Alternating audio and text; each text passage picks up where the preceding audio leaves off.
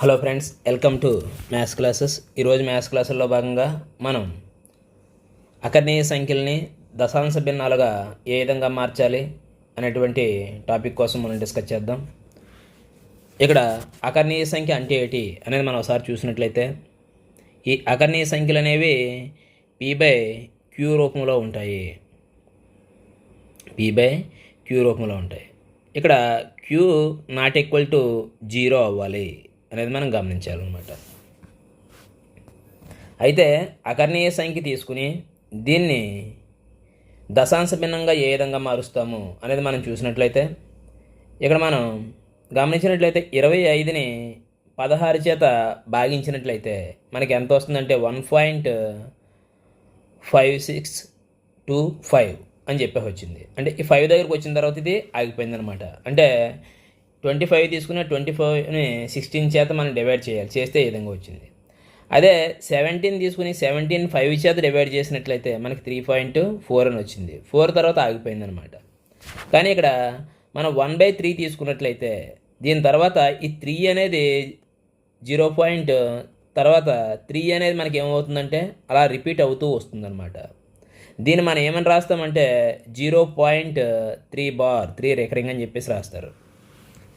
ఇక రెండోది 1/7 తీసుకున్నట్లయితే 1/7 తర్వాత మనకి ఏమవుతుందంటే 14287 అనేది అంతా కూడా మనకి ఏమవుతుందంటే రిపీట్ అవుతూ వస్తుంది. ఇలా వచ్చినప్పుడు దీన్ని ఏమని రాస్తామంటే 0.14287 బార్ ఆర్ రికరింగ్ అని చెప్పేసి రాస్తారనమాట. ఇలా ఏవైతే ఒక దశాంశ భిన్నం తీసుకున్నట్లయితే ఈ భిన్నంలో ఒక అంకె కానీ లేదా ఒకటి కంటే కొన్ని అంకెల యొక్క సమూహం కానీ రిపీట్ అవుతూ వస్తున్నట్లయితే అటువంటి భిన్నాలను మనం ఏమంటామంటే అంతము కాని ఆవర్తిత దశాంశాలు, అంతము కాని ఆవర్తిత దశాంశాలు అని చెప్పేసి పిలుస్తాం అనమాట. అంటే నాన్ టెర్మినేటింగ్ రికరింగ్ డెసిమల్స్ అని చెప్పేసి పిలుస్తారు. అయితే దీంట్లో మనం గమనించినట్లయితే ఇప్పుడు 1/3 తీసుకున్నాం. 1/3 తీసుకున్నప్పుడు మనకి ఏమవుతుందంటే 0.3 బార్ అని చెప్పేసి చెప్పుకున్నాం, లేదా 3 రికరింగ్ అని చెప్పుకున్నాం.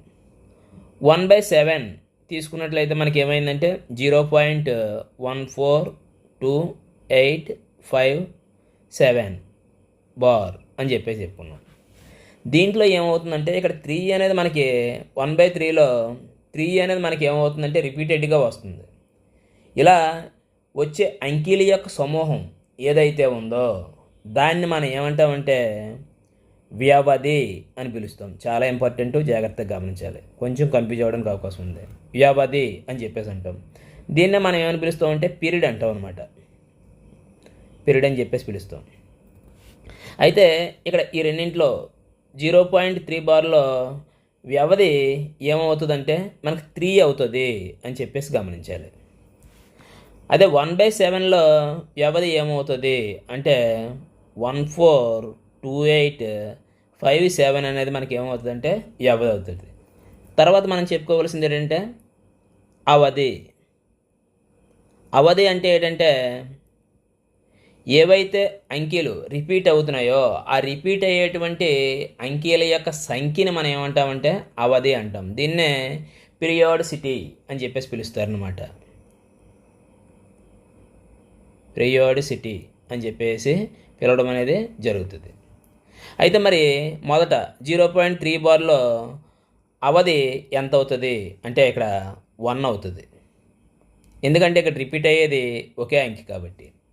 అదే దీంట్లో అవధి ఏమవుతుంది అంటే ఇక్కడ మనకి 6 డిజిట్స్ మనకి రిపీట్ అవుతున్నాయి కాబట్టి 6 అనేది మనకి ఏమవుతుందంటే అవధి అవుతుంది అని చెప్పేసి గమనించాలి.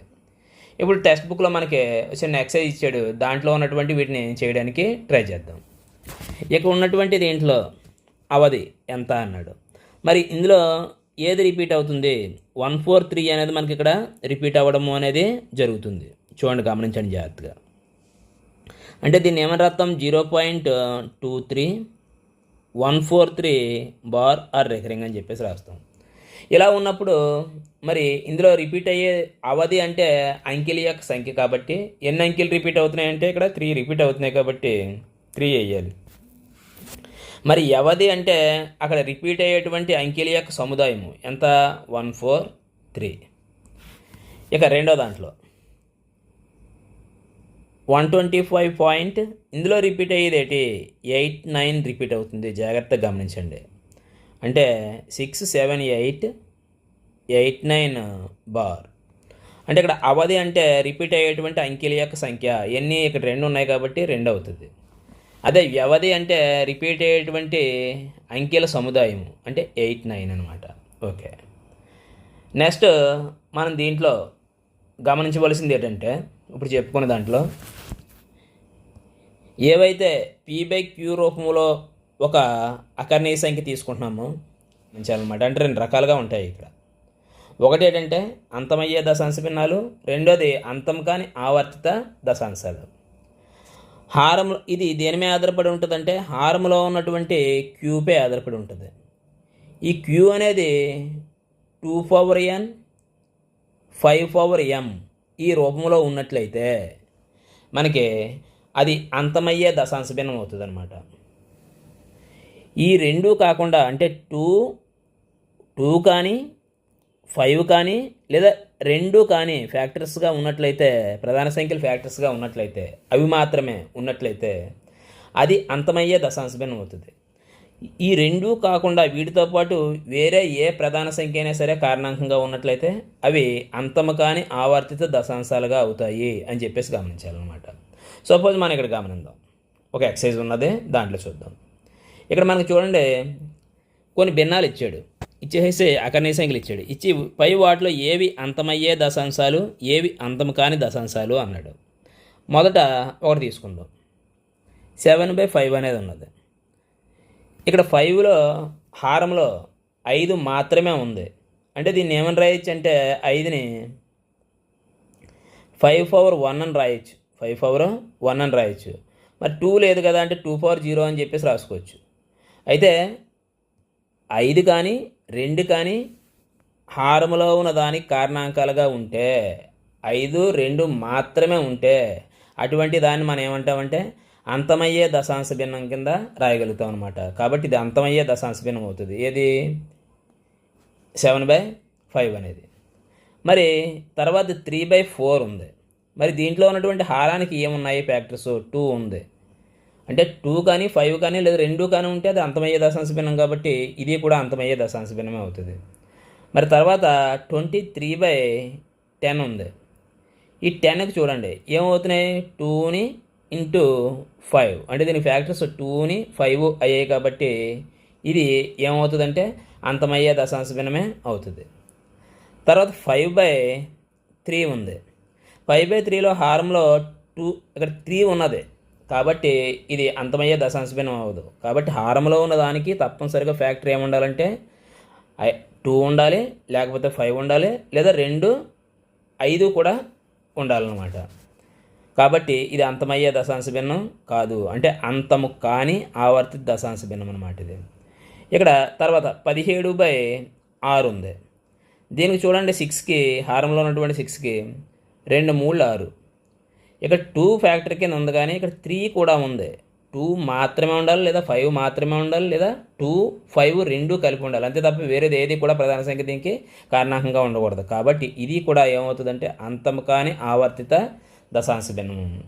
ఇక 22/7 సింపుల్గా ఇప్పుడు మీకు అర్థమయ్యే ఉంటుంది. హారంలో ఉన్నటువంటి దానికి 2 కానీ 5 కానీ కారణాంకాలు లేవు కాబట్టి ఇది అంతము కానీ ఆవర్తిత దశాంశ భిన్నము అని చెప్పేసి మనం చెప్పొచ్చు అనమాట. ఈ విధంగా ఇస్తే మీరు చేయగలిగి ఉండాలి. నెక్స్ట్ క్రింది వాన్ని P/Q రూపంలో రాయండి అన్నాడు. ఇక్కడ ఇచ్చినటువంటివి ఏవైతే ఉన్నాయో వీటిని దశాంశ భిన్నాలని అంటే అంతమయ్యే దశాంశ భిన్నాలు అనమాట. వీటిని P/Q రూపంలో రాయాలన్నమాట. ఇలా రాయాలి అంటే ఏం చేయాలి అంటే దేని రాయాలంటే పాయింట్ తీసేస్తాము. పాయింట్ తీసేస్తే మనకి 57 వస్తుంది.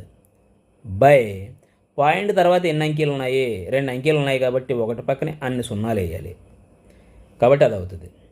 అదే ఇది చూసినట్లయితే పాయింట్ తీసేస్తే 176 అంటే 176 బై 1 తర్వాత పాయింట్ తర్వాత ఉన్నటువంటి అంకెలు ఎన్ని 3 కాబట్టి 3 జీరోస్ వేసుకోవాలి. నెక్స్ట్ ఇక్కడ ఉన్నటువంటి దీన్ని p/q రూపంలో రాయాలంటే పాయింట్ తీసేయాలి. పాయింట్ తీసేస్తే ఇలా వచ్చింది. తర్వాత 1 తర్వాత ఎన్ని సున్నాలు వేయాలన్నది పాయింట్ తర్వాత ఉన్నటువంటి అంకెల సంఖ్యపై ఆధారపడి ఉంటుంది. ఎన్ని ఉంటాయంటే 5 ఉన్నాయి కాబట్టి 5 సున్నాలు వేసుకోవాలి.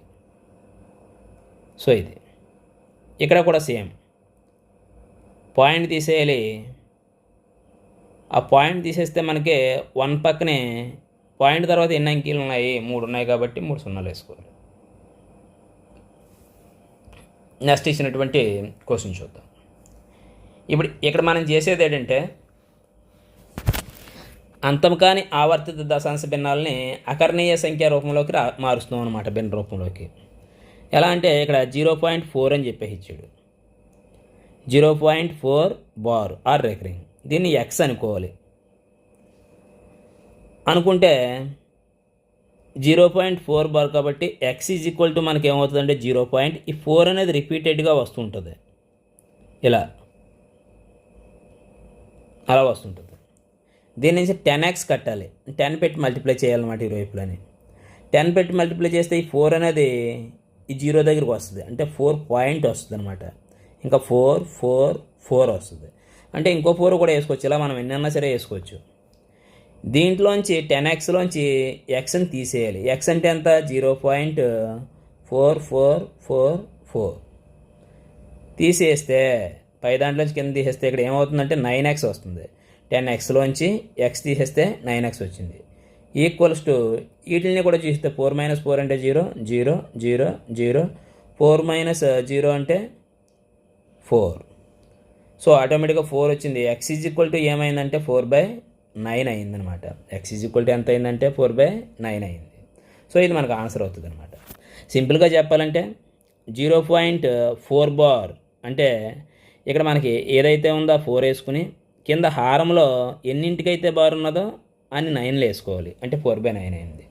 సపోజ్ 0.9 బార్ అన్నాడు అనుకోండి, అంటే 9 వేసుకుని ఒక దానిపై బార్ ఉంది కాబట్టి మళ్ళీ 9 వేయాలన్నమాట. అంటే 9లో 1 టైము, అంటే దట్ ఈజ్ ఈక్వల్ టు 1 అవుతుంది అనమాట. ఇక్కడ చూడండి 0.54 బార్ అన్నాడు, అంటే 54 వేసుకుంటాము బై ఇక్కడ ఎన్నింటికైతే బార్ ఉన్నదో అన్ని 9 వేసుకోవాలి. 2 ఆటలకు ఉన్నది కాబట్టి 2 9 వేయాలన్నమాట.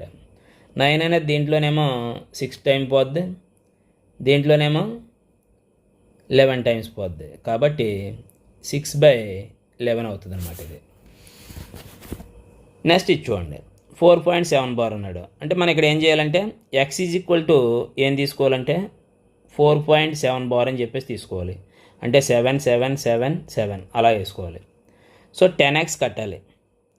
10x అంటే ఏమవుతుందంటే ఎప్పుడు కూడా 10తో మల్టిప్లై చేయాలా 100తో మల్టిప్లై చేయాలనేది దేనికైతే బారు ఎన్ని ఆటలకు ఉన్నదో దాన్ని బట్టి ఇది ఆధారపడి ఉంటుంది అనమాట. కాబట్టి 10x ఈక్వల్స్ టు ఏమవుతుందంటే 10తో మల్టిప్లై చేస్తే 47.7777 అవుతుంది. మరి x ఈక్వల్స్ టు ఏమవుతుంది అనేది మనం గమనించినట్లయితే వాడు ఏమి ఇచ్చాడంటే 4.7777 అవుతుంది. సో దీంట్లో మనం తీసివేసినట్లయితే 0 0 0 0 ఇక్కడ 7 - 4 అంటే 3, ఇక్కడ 4 అంటే 43. మరి 10x - x అంటే 9x ఈక్వల్స్ టు 43 అనమాట. ఎక్స్ ఈజ్ ఈక్వల్ టు ఏమవుతుందంటే 43/9 అవుతుంది. సో ఇది మనకు ఆన్సర్ అనమాట. మరి దీన్ని ఈజీగా ఏ విధంగా చేయాలి అనేది మనం గమనించినట్లయితే 4.7 బార్ అనేది తీసుకున్నట్లయితే మొదట ఇచ్చినటువంటి అంకె అంతా కూడా తీసుకోవాలి. ఏటిది 47 మైనస్ దేని మీద అయితే బార్ లేదో ఆ అంకె తీసుకోవాలి. దేని మీద లేదంటే 4 లేదు కాబట్టి 4 బై ఎన్నింటికైతే బార్ ఉందో చూసుకోవాలి. ఒక దానికి ఉంది కాబట్టి ఒక 9 వేసుకోవాలన్నమాట. అంటే 43/9 అని చెప్పేసి ఈజీగా వేయచ్చు అనమాట. నెక్స్ట్ ఇచ్చినటువంటి క్వశ్చన్ చూడండి. ఇది సేమ్ ఇంతకు ముందులాగే ఉన్నాయి ఇవని, కాబట్టి జాగ్రత్తగా చేయడానికి ట్రై చేయండి. 0.9 బార్ అంటే 9/9 9. సో మనకి 1 అని చెప్పేసి ఇంతకుముందే చెప్పుకున్నాం. 0.57 బార్ అంటే 57 బై 2 9లు వేయాలి అని చెప్పుకున్నాం. ఎన్నాటికైతే పాయింట్ తర్వాత ఎన్నాటికైతే బార్ ఉన్నదో అన్నాటికి ఆ 9లు వేసుకోవాలి. ఇక్కడ చూడండి, ఇది మనం మొత్తం నంబర్ అంతా కూడా మొదట వేసుకోవాలి. 729 మైనస్ బార్ లేనిది ఏదైతే ఉందో అది ఇందులో తీసేయాలి. ఏముంది ఇక్కడ 7 ఉంది కాబట్టి 7 తీసేయాలి. బై ఎన్నింటికైతే బార్ ఉన్నదో పాయింట్ తర్వాత అన్ని 9లు వేయాలి, అంటే 2 9లు అనమాట. పాయింట్ తర్వాత ఎన్నింటికైతే బార్ లేదో ఒకదానికి లేదు కాబట్టి అన్ని 0లు వేయాలి. సో దీన్ని కాలిక్యులేట్ చేస్తే 9 మైనస్ 7 అంటే 2, 722 బై 990 అనమాట. ఇది ఆన్సర్ అవుతుంది దానికి. ఇక్కడ ఇచ్చినటువంటి ఈ క్వశ్చన్ చూడండి ఒకసారి. మొదట మొత్తం నంబర్ అంతా కూడా వేసుకోవాలి, ఇలా వేయాలి. మైనస్ దేనికైతే బారలేదో అది ఎంత 122 బై పాయింట్ తర్వాత ఎన్నింటికైతే బార్ ఉంది ఒకదానికి ఉంది కాబట్టి ఒక 9 వేయాలి. బార్ లేనివి పాయింట్ తర్వాత ఎన్ని ఉన్నాయి, ఒక అంకె ఉంది కాబట్టి ఒక 0 వేయాలన్నమాట. సో ఇప్పుడు మనం కాలిక్యులేట్ చేస్తే మనకి ఈజీగా వస్తుంది. 8 మైనస్ 2 అంటే 6, 2 మైనస్ 2 అంటే 0, 2 మైనస్ 1 అంటే 1, ఇక 1 బై 90. ఇది ఆన్సర్ అవుతుంది అన్నమాట. నెక్స్ట్ క్వశ్చన్ చూద్దాం. ఇది మీరు ఓన్గా చేసి కామెంట్ రూపంలో ఆన్సర్ని తెలియజేయండి. తర్వాత క్వశ్చన్ చూద్దాం. ఇక్కడ ఈ క్వశ్చన్లు మనకి ఇంతకుముందు ఎగ్జామినేషన్లో ఇచ్చినటువంటి క్వశ్చన్స్ మన టెక్స్ట్ బుక్లో లేవు, కానీ ఇవ్వడానికి అవకాశం ఉంది. కాబట్టి ఒకసారి చూసినట్లయితే 0.2 బార్ అంటే 2 2 2 2 సో ఆన్. తర్వాత 0.23 మళ్ళీ 23 రిపీటెడ్. సో కాబట్టి వీటిని యాడ్ చేయమన్నాడు కాబట్టి మీరు యాడ్ చేయండి. యాడ్ చేస్తే 5 4 5 4 అంటే టోటల్గా మనకి ఏమొస్తుందంటే ఇలా సో అని వస్తుంది. కాబట్టి 0.45 బార్ ఇదే మనకు ఆన్సర్ అవుతుంది అనమాట. 0.45 బార్ అనేది మనకి ఆన్సర్ అవుతుంది. ఇక్కడ ఇచ్చినటువంటి సెకండ్ క్వశ్చన్ చూడండి. 0.27 ఇంకా మనకి అలా 27 వస్తూనే ఉంటుంది. తర్వాత 0.73 వీటిని యాడ్ చేసినట్లయితే 7ని 3ని 10 0 మళ్ళీ 1 వస్తుంది. ఇక్కడ వీటిని కూడినట్లయితే 10 వస్తుంది 0 1, ఇటు 11 అవుతుంది 1 1, మళ్ళీ 10 అవుతుంది 0 1, మళ్ళీ 11 అవుతుంది 1, 10 అవుతుంది 0 1 1 అనమాట. సో వీటిని గమనిస్తున్నట్లయితే మనకి 1.0101 అనేది మనకి రిపీట్ అవుతుంది. కాబట్టి దీని యొక్క ఆన్సర్ ఏమవుతుందంటే 1.01 బార్ అవుతుంది అనమాట. నెక్స్ట్ ఇచ్చినటువంటి ఈ క్వశ్చన్ చూడండి. ఇక్కడ 4.2 బార్ ఉన్నది కాబట్టి 2ని రిపీటెడ్గా వేయాలన్నమాట మనం ఇక్కడ. తర్వాత 0.8 బార్ కాబట్టి 8ని రిపీటెడ్గా వేయాలి. సో పై దాంట్లోంచి కింద ఏం చేయాలంటే తీసేయాలి. తీసేసినట్లయితే 12లోంచి 8 పోయినట్లయితే 4 వస్తుంది. ఇంకా 11 ఉంటుంది. 11లోంచి 8 పోతే 3, ఇక్కడ కూడా 3, ఇక్కడ కూడా 3, లాస్ట్ ఇక్కడ 3 ఉంటుంది. 3 పాయింట్ అనమాట. సో 3.3 అనేది రిపీటెడ్గా వస్తుంది కాబట్టి మనకు ఆన్సర్ ఏమవుతుందంటే 3.3 బార్ అవుతుంది అనమాట. నెక్స్ట్ క్వశ్చన్ చూద్దాం. ఇక్కడ ఇచ్చినటువంటిది ఏంటంటే 10.36 అనేది రిపీటెడ్గా వస్తుంది కాబట్టి ఆ 36 బార్ వేసుకోవాలి ఇక్కడ. దీన్ని మరి మనం చేయాలంటే మొత్తం అంకి అంతటినీ కూడా మనం రాసుకోవాలి. ఇలా 36 బార్ లేదంతా 10 వేసుకోవాలి. బై మరి బార్ ఎన్ని ఆటలకు ఉన్నది, 2 ఆటలకు ఉంది కాబట్టి 2 9లు వేసుకోవాలన్నమాట. ఇది అంటే 10 36లోంచి 10 తీసేసినట్లయితే 26/99. సో దీంట్లో P/Q రూపంలో కనిష్ట రూపంలో రాసి P+Q యొక్క వాల్యూ కనుగొమన్నాడు. కాబట్టి కనిష్ట రూపంలో రాయాలంటే 9 పోతుంది. 9 దీంట్లో 11 టైమ్స్ పోతుంది. ఇక్కడేమో 1 టైము, తర్వాత ఒక 9 9 1 పక్కన 2 అంటే 12. 12లోనేమో ఒకసారి పోతుంది, ఒక 9 9 మళ్ళీ 36. 36లో 9 అనేది 4 సార్లు పోతుంది. సో ఇవి P/Q రూపంలో అంటే మనకి ఏమైందంటే 114/11. పైదేమో Pని కిందేమో Q అనుకున్నట్లయితే P+Q ఏమవుతుందంటే 114 + 11 అనమాట. అంటే 125 అవుతుంది. ఇది మనకు ఆన్సర్ అనమాట. ఇది ఫ్రెండ్స్ మనం ఈ వీడియోలో అంతమయ్యే దశాంశ భిన్నాలు, అంతం కాని ఆవర్తిత దశాంశ భిన్నాల కోసం డిస్కస్ చేయడం జరిగింది. నెక్స్ట్ వీడియోలో వేరే టాపిక్తో కలుసుకుందాం. అంతవరకు సెలవు. బాయ్.